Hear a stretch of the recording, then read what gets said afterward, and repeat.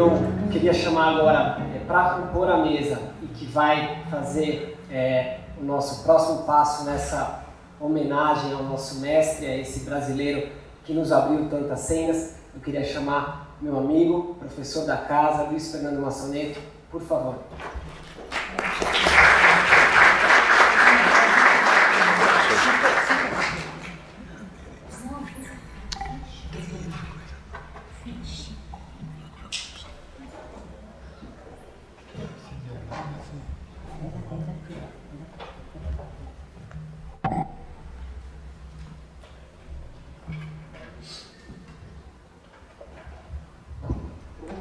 Bom dia a todos.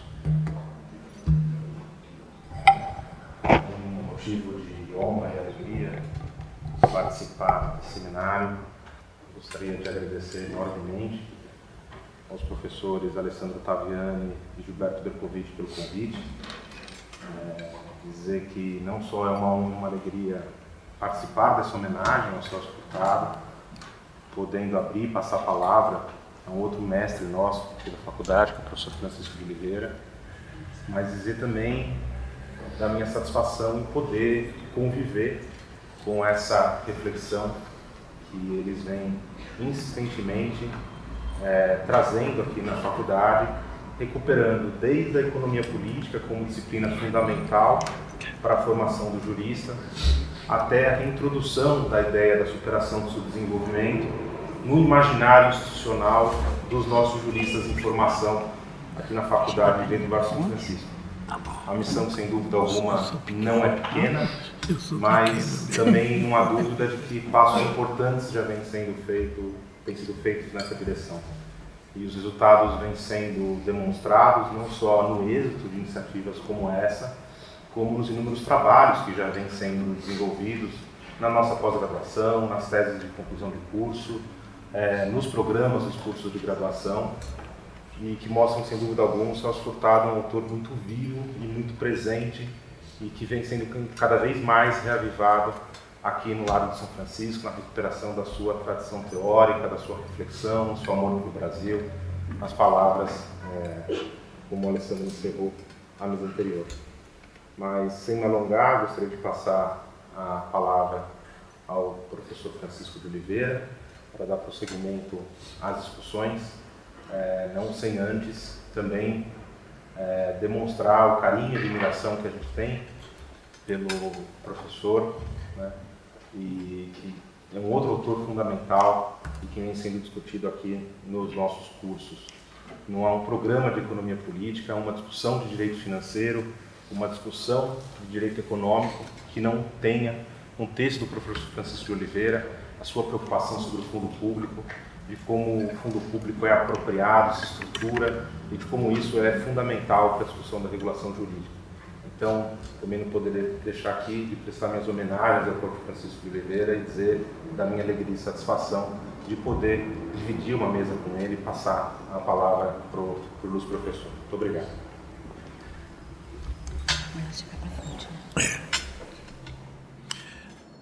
Deus me fez pequeno, então eu tenho que ajudá-lo, né?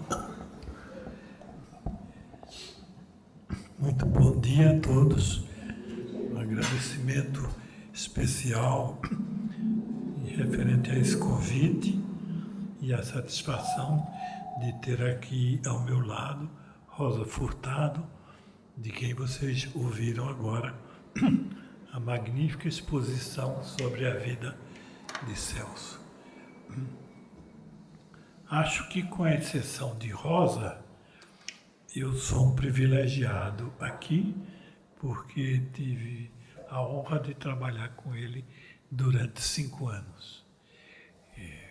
Nos anos decisivos de constituição da SUDENE, e como eu resumiria toda a adjetivação que se pode fazer sobre o homem e sua obra.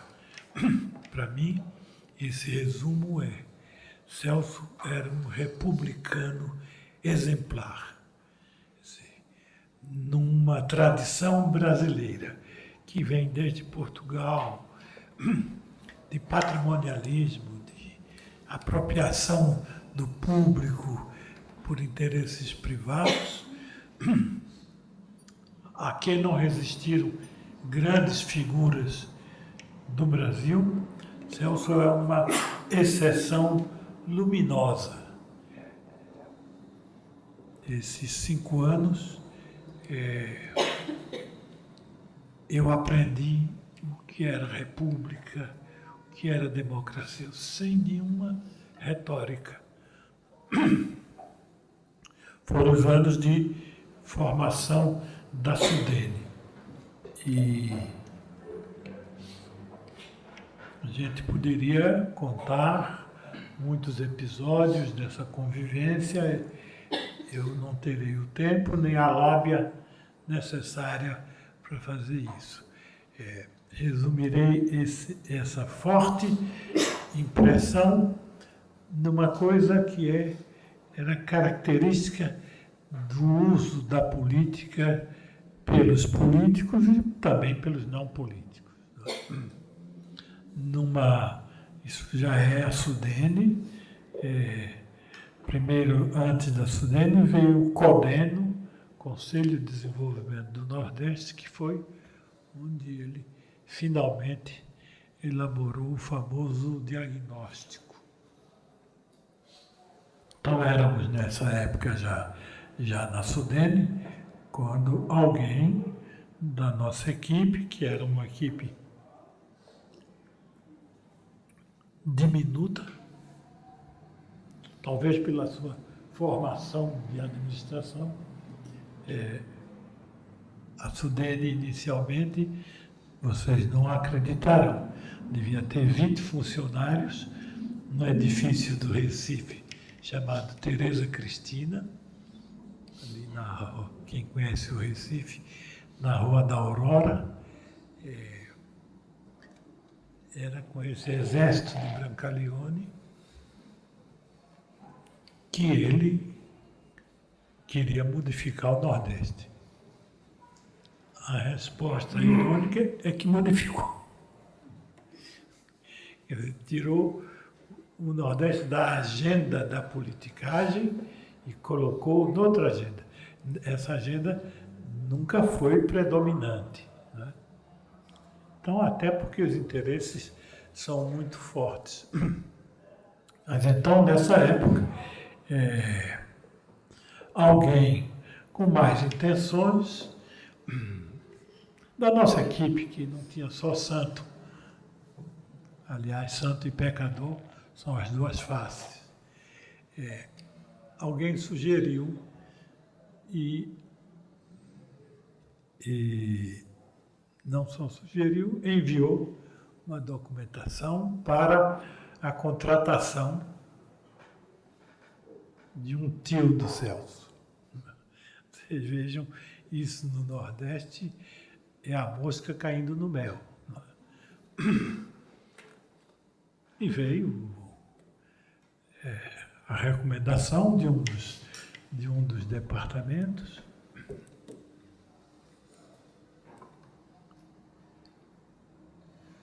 E a minha função, que era mais administrativa do que política, fui aceitar a indicação do diretor do departamento, né? Como dizem os espanhóis, sobra con decir que, evidentemente, a contribuição do tio do Celso Furtado era completamente irrelevante. Aquilo era, na tradição brasileira e nordestina, uma troca de favores.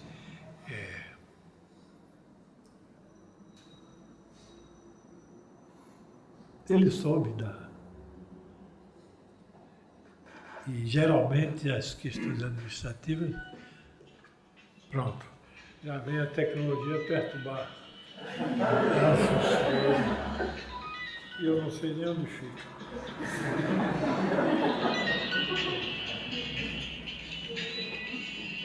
Ficou. Não sei. Então, essa recomendação foi aceita. Mas, evidentemente, havia, como em qualquer lugar, os informantes que tratavam de levar a notícia ao rei. Né?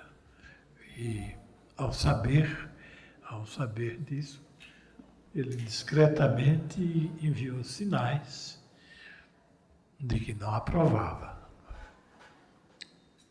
Então, cabia a mim também desfazer o que havia sido feito. Nisso ficou a intervenção dele nesse episódio. Jamais voltou a falar do assunto. Essa é a dimensão republicana que resume a atuação de Furtado na vida pública brasileira e particularmente nesse período luminoso da criação da SUDENE. A sua obra teórica redefiniu os rumos da teorização sobre o Brasil. Não é pouca coisa. Essa teorização sobre o Brasil era muito tradicional no sentido de uma história contada, né? Com duas grandes exceções na história do pensamento brasileiro, prévios à influência furtadiana. E essas duas grandes exceções são Gilberto Freire e Sérgio Buarque de Holanda, que têm interpretações completamente originais e autônomas em relação à tradição brasileira. Gilberto, como todos sabem, é o clássico da saudade, é o clássico do pensamento sobre a formação do Brasil, numa perspectiva bastante nostálgica dos tempos que haviam passado, mas fundamental, fundadora das interpretações modernas do Brasil. Sérgio Buarque, além do Chico, tem uma obra que é Raízes do Brasil, que abre uma perspectiva inteiramente nova nessa interpretação. Os clássicos antes deles era do tipo Oliveira Viana, que é um conservador e tem uma interpretação também muito forte. A formação econômica do Brasil muda o roteiro das interpretações sobre o Brasil. Ele desloca, não sem consciência, como Rosa mostrou, bastante consciente, desloca a explicação da história não para a economia, isso é amesquinhar, desloca para a questão da formação social, inaugurando, portanto, uma nova maneira de interpretar. Depois dele, quem não encarou a formação como o núcleo da formação de uma, digamos, sem muito rigor, o núcleo da personalidade nacional, entendeu pouco o que é a história.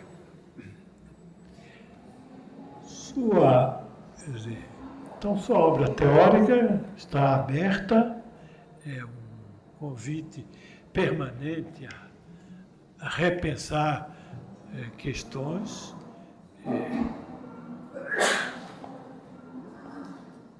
Não se pode nem resumir essa obra teórica, ele se emparelha com isso, com os grandes autores nacionais, como Oliveira, como Gilberto, como Sérgio Buarque, e depois dele, pouco contemporâneo, mas com Florestan Fernandes, o mestre de São Paulo.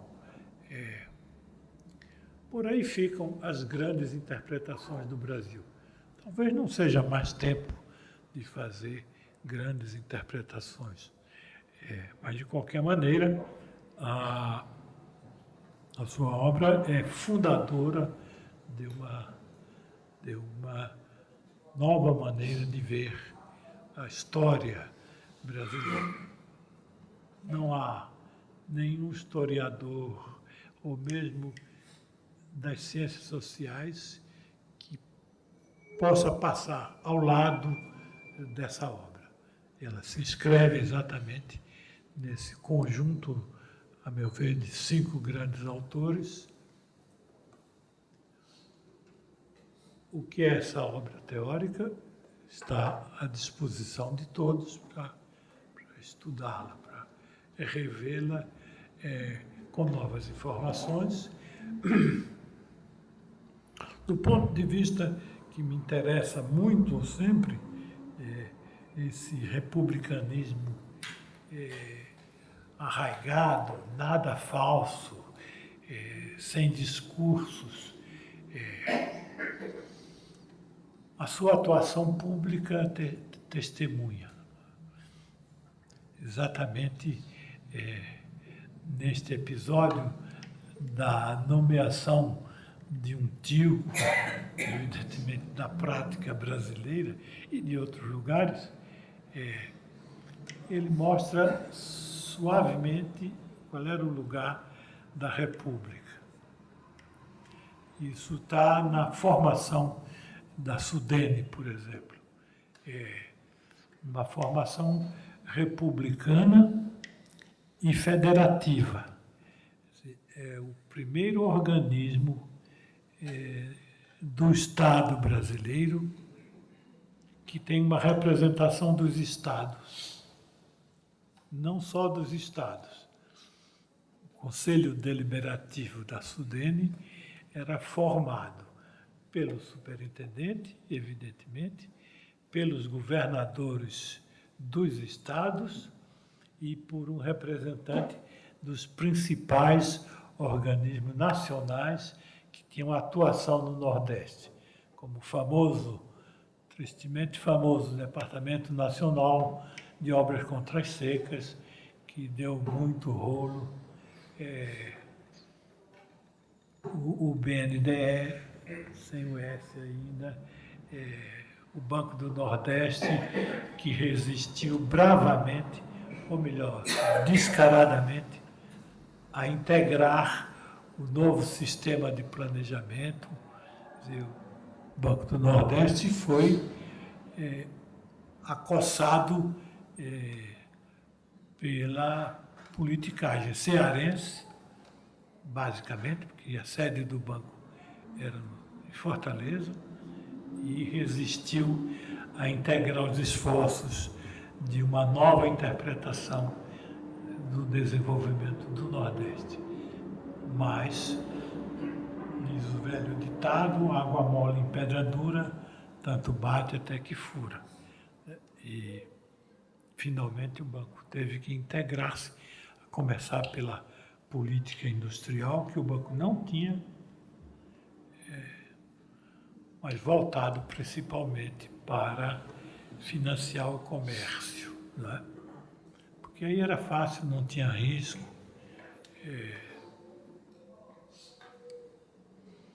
A ação furtadiana, então, na economia do Nordeste, em primeiro lugar, na economia do Brasil, é outro capítulo e, evidentemente, mais amplo e mais... foi o de fundar instituições que pudessem levar a cabo as tarefas do desenvolvimento. Quase todas as instituições anteriores eram instituições limitadas em seu objetivo. O objetivo do DINALCS, por exemplo, que durante muito tempo foi o mais importante órgão da Federação do Nordeste, era botar água no Nordeste.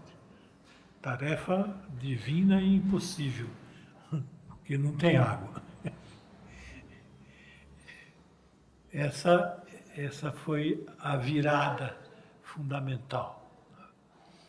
Ao promover instituições, quem estudar a história do Nordeste no último século vai encontrar, nesse período, uma floração de instituições destinadas a promover até o artesanato.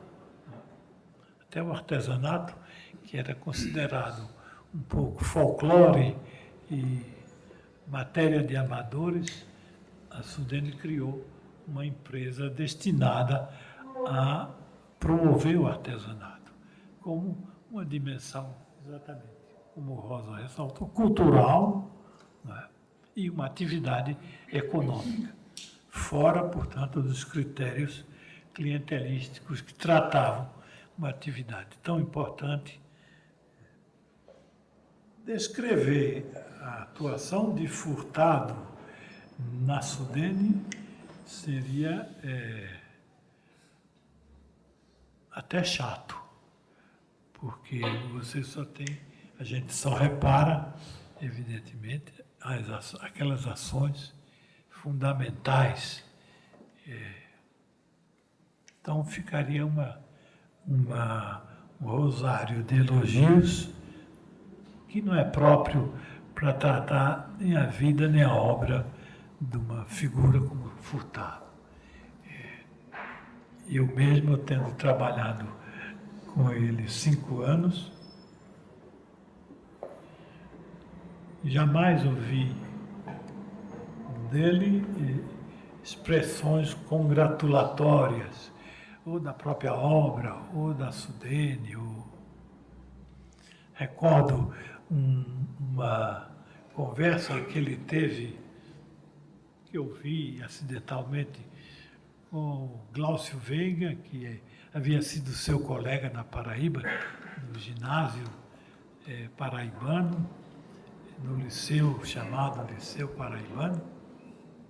Glaucio, que era daquela elite recifense, cuja apresentação era que lia Tobias no original, né? Essa era uma dimensão que em Celso, criado na Paraíba, não existia absolutamente. Então ele perguntou ao Glaucio, que era meu professor na Faculdade de Filosofia, quem era eu para ter sido escolhido seu substituto. Ele deu uma resposta que mostrava ao mesmo tempo o desprezo por esse tipo e uma lição ao ex-colega. Ele disse: de uma família não tão importante que você conheça. E aí encerrou a conversa sobre minhas origens. Não é? Só que o Glaucio era arrogante e às vezes bastante ignorante. Porque ele era mais arrogante do que ignorante. E ficou nisso essa conversa sobre origens familiares. Portanto, é uma figura que na constelação brasileira ele não dá a menor atenção àquilo que era formador da própria cultura brasileira, que não é uma invenção especificamente nossa, mas de uma longa tradição que vem, na verdade, da colônia. Né? Seria, portanto, pouco ocioso. Isso se revelava exatamente nos pequenos detalhes desse tipo de indicação do tio que sutilmente ele manobrou contra os recursos que tinha. Né? Enfim, esse privilégio, acho que sou o único nesta sala, o que já é uma glória. Rosa terá tido outros privilégios, porque era uma convivência visto de certo ângulo extremamente profissional. Havia pouco lugar para os afetos. Gerenciando, mais do que gerenciando, a Sudene veio e substituiu todas as instituições importantes que a Federação tinha antes no Nordeste. Mas vocês não encontrarão, quem se dedicar a esses estudos, nenhum rastro de, por exemplo, paternalismo, uso da família, está completamente ausente. Enquanto as nomeações para a Sudene, que não eram nomeações, eram contratações, pode ser feito independentemente da lei, não encontrarão nenhum rastro dos velhos costumes brasileiros. Até mesmo um dos secretários mais importantes do Celso, a origem dele é que haviam sido companheiros da Força Expedicionária Brasileira. E a outra relação que é possível de encontrar, seu irmão, Jorge, no Rio de Janeiro, que era, na verdade, funcionário da Confederação Nacional da Indústria, cedido pela CNI para ajudar a formar o escritório da Sudene no Rio de Janeiro. Até o momento em que as contratações da Sudene entraram pela via do serviço público, que eram os concursos.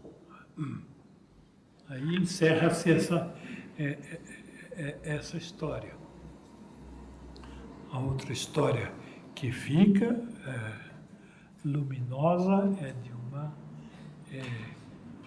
de uma organização, tal como o seu fundador, extremamente republicana. E hoje, como os ecos do Big Bang, a gente ouve remotos sons. Mas vocês não sabem, ou talvez saibam, porque São Paulo não é tão diferente como os paulistas pensam.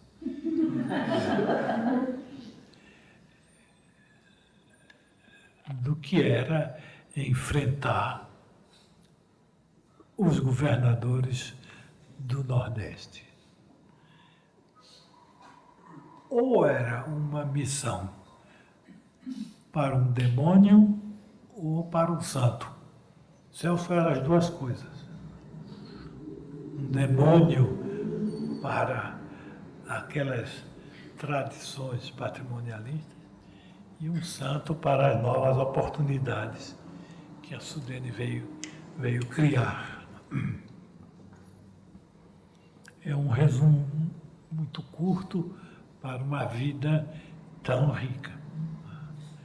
Mas nós viemos aqui para discutir isso. Mesmo porque eu sou muito suspeito e não quero abusar dessa suspeição. Muito obrigado.